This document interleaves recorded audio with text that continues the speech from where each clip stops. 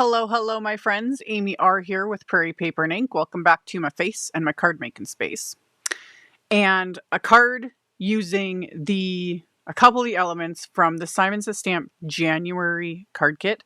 Now, their monthly card kits come out like a month in advance. So right now, the February card kit is what is available. The January one sold out completely because of the postal strike. I just got it. And the set is really cute. So I'm using the stamp set, which is available. The stamp set is available. There's coordinating dies, all the things. And I'm using the embossing folder. That's also available. So I'll have them linked below. I will also link to the February kit because if you haven't seen it, I'm waiting. I'm hoping it gets here before it sells out because I know that February kit's going to sell out probably quickly. But yeah. They get sent to me also. Disclaimer, the kits do get sent to me earlier than they are sent. They send them to the customers. They start shipping on the 16th of each month. And the subscribers get them, like they ship those out first. And they ship like till the kit's sold out, basically. And I do get them a little earlier because I am on the design team for Simon Says Stamp. And yeah, so I'm not going to do an unboxing. I'm just going to make this fun little card. And I'm using the Get Yeti set. Of course, it's punny. There's Yetis. It's cute. I love it. So, a little bit of very simple Copic coloring. I tried a new to me blending brush. Splatter, sparkle, all the things. So, like I said, I'll have links to everything in the description box below the video. My links are affiliate links. That just means that if you click on one of my links and then end up placing an order, I do get a little kickback from that at no extra cost to you. It's what helps pay the bills, keeps my heaters going, enables me to keep bringing out content. And that's enough chatter. Let's get into making the card. So like I said, I'm using the Get Yeti stamp set. This is a big set. It's a 6x8 stamp set. There's tons of little images in here. I am just focusing on these 3 images. So this one Yeti, this little snowman, and a cupcake. And I've got some Simon Says Stamp smooth white 120-pound cardstock. Lined up the stamps, get them in my MISTI, and I'm stamping the images with Simon's Intense black ink, which is a good alcohol marker friendly ink. And then for my coloring, I'm using my Copics. Just cause. I get asked a lot, like what the thought process is, why I choose what coloring mediums I use. I'm all over the place. It just depends on my mood. And for this, I was in the mood to use my Copics. So this first little bit, as always, this is real time. I do not color as fast as I make it look, with the magic of video editing. And like I always say, I wish I could move this fast when I'm cleaning, because seriously. But yeah, the coloring is pretty simple. I decided to go with blue-violet colors for my little Yeti.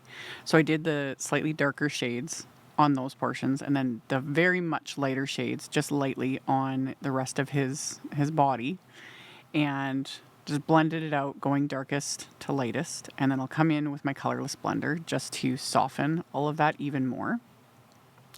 And yeah, he's just ridiculously cute. Like, look at him with his little teeth. Love it. So after I colored him, for my snowman, I went with very pale blues. So it just changes the white perception of these two because the Yeti's technically white, snowman's white. But this just makes it a little different. So I used the very pale blues, did the same thing, went in with the colorless blender at the end.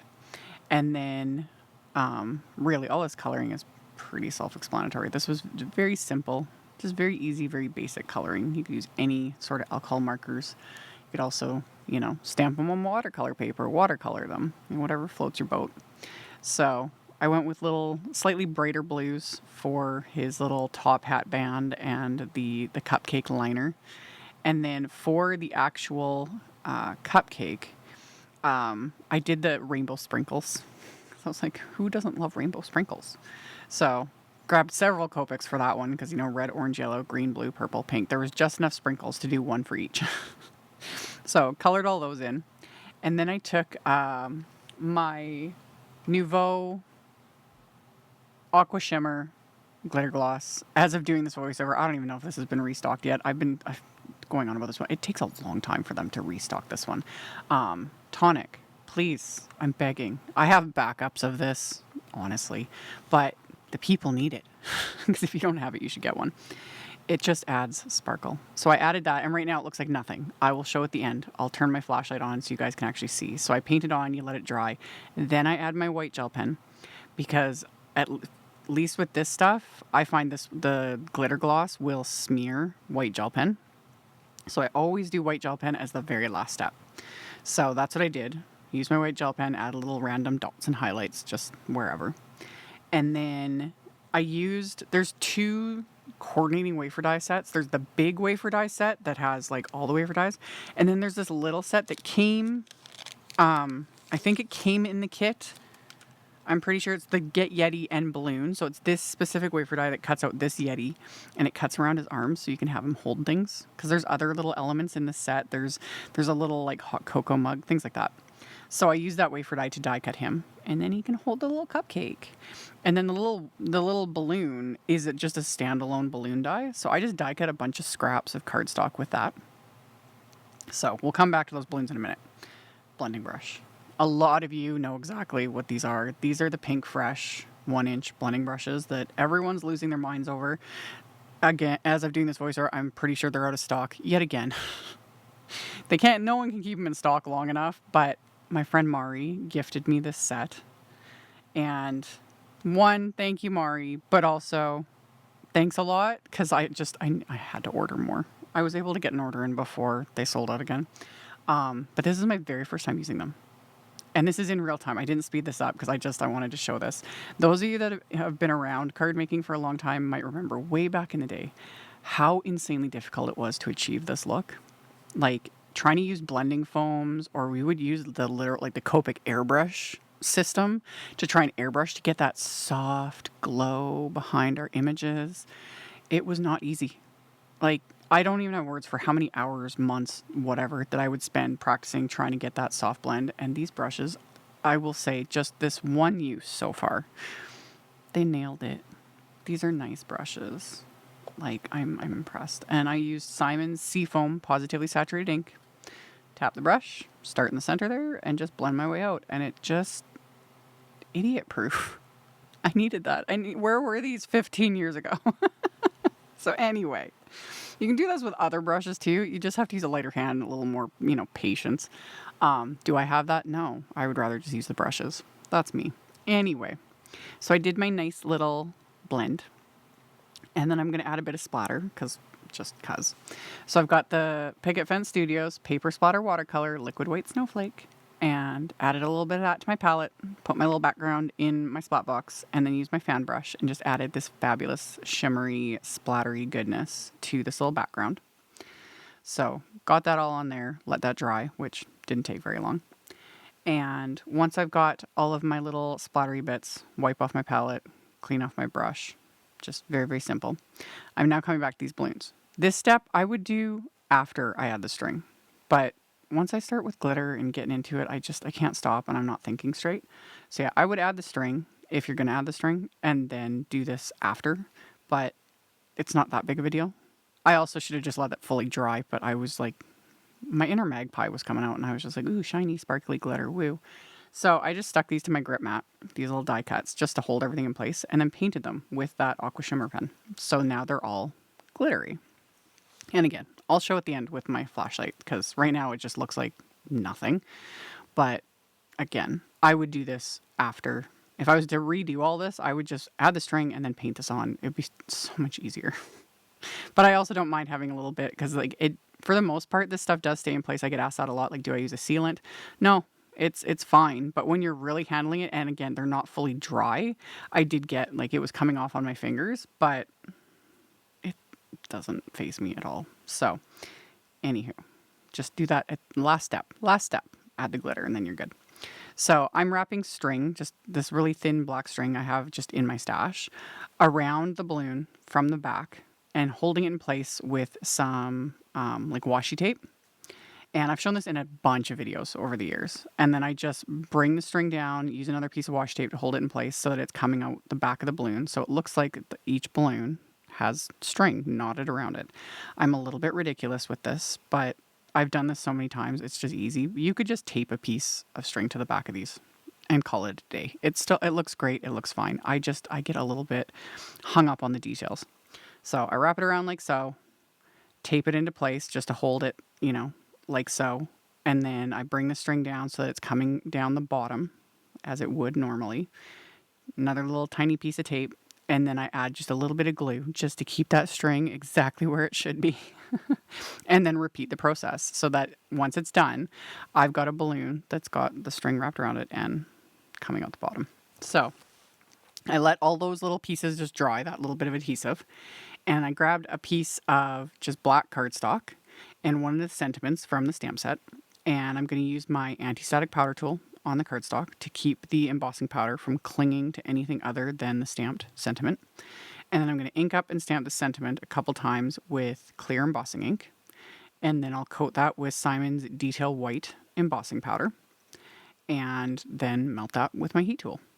So pour on the embossing powder, tap off the excess, melt that with my heat tool till everything is shiny and smooth and raised. And once that's embossed, you let it cool off for a few seconds, doesn't take long, and then I use my little microfiber cloth to buff away all that excess anti-static powder because it doesn't look pretty, especially on black cardstock. So I buff all that away, and then I can adhere that to the panel that I added the SEAFOAM ink to and the splatter. So I'm just going to adhere this directly to this panel with my craft tacky glue, just like so. And then for the background of my card front, I'm using the Illuminated Jacks embossing folder. So this also came in the kit, but it's available on its own.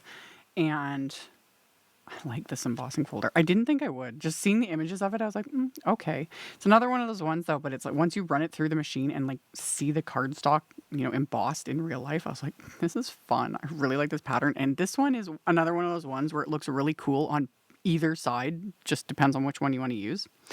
So I ran that through with some sea glass cardstock. Look at that. That's the front. That's the back. They both look cool.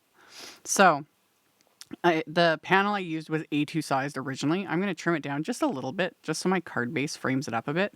So I end up taking 1/8 of an inch off each side. I trimmed down basically to 4 inches by 5¼ inches, just cuz. So trim that down, and I was going to use the back of the pattern, and then end up changing my mind and I flip it over. Again, like I said, both sides of this one look really cool. It's a neat pattern. So I'm going to pop my white panel onto this with some of Simon's Big Mama foam tape. So I'll get that adhered into place. And then I'm going to adhere my little characters with just some thin foam squares. Could have used the same Big Mama foam tape, but whatever. So I'm going to adhere my little, the Yeti and the snowman into place. And then to attach all those balloons, I had already glued 3 together off camera, and then I'll glue the other 3 together. So I've got 6 balloons. So I just did, a bundle of 3.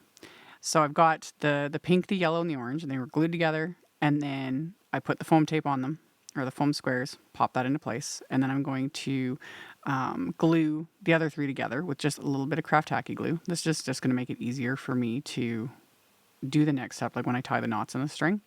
So got those adhered together, and then added the foam squares to the back of this as well. And then this is another thing where I get a little bit finicky, but it works. So I'm going to tie these in a knot, but I'm going to, so you can see I strategically place that knot right where the snowman's little hands are. So yeah, it just works. And then I put a little dab of glue on his hand. And then this is where the reverse tweezers come in extra handy, because then I can just pinch that string and that glue together with the tweezers and let it dry. And then the little snowman's going to be holding all these birthday balloons. So, and this is also where it comes in handy having more than one pair of reverse tweezers. I'll always justify it, but it legit is true. When I only had one pair of those reverse tweezers, I spent more time looking for the darn things. They kept disappearing. And once I got more than one pair, I never lose them. Haven't once. So, who knows? I added a little bit of white gel pen highlights to those balloons as well. And I had let the glue dry, remove the reverse tweezers, we're good to go. On the inside of the card, my card is a top folding A2 white note card, so 4 1/4 by 5.5 inches. And I stamped another one of the little Yeti images from that set with that same SEAFOAM ink. And then I took another one of the sentiments from the set and I'm just stamping it with that intense black ink, and that's just going to finish off the inside of the card. And then I'm going to adhere the card front to the card base with craft tacky glue. And then as my final little bit of embellishment, I pulled out some of the rainbow Pawsitively Dazzling gems, which, like all of the Pawsitively Dazzling gems, are just these types of embellishments. On camera, with my camera like filming like straight down like this, they just don't look very nice. They look a little better in the container because they're like, you know, just piled in the container, so you can kind of see some of the rainbow reflex. But yeah, looking straight down, it's like these just look pink, kind of boring, you know? But they're rainbow. So that went really well with the balloons, in my opinion. So, and again, when I tilt it in the light, you can see they literally reflect like blue, green, yellow, pink. I like, these gems are fun. So I figured out where I wanted to put them and then used my little embellishment wand to pick them up, put down little dabs of craft tacky glue and adhere these into place. And then I just got to let the glue dry and this card is complete. So I will show you guys the sparkly, shiny goodness with my flashlight because this card was fun. And they're cute. The images are cute and the sparkle is fun. Oh, look at the sparkle. Love. And yeah, the gems reflecting all the different colors. This is just a fun card to make. So like I mentioned in the intro, I will have links to all the things in the description box below the video. So you can just expand that and check it out if you are interested. And as always, thank you all so very much for hanging out with me, for thumbs upping and commenting. It helps a ton. I really appreciate it.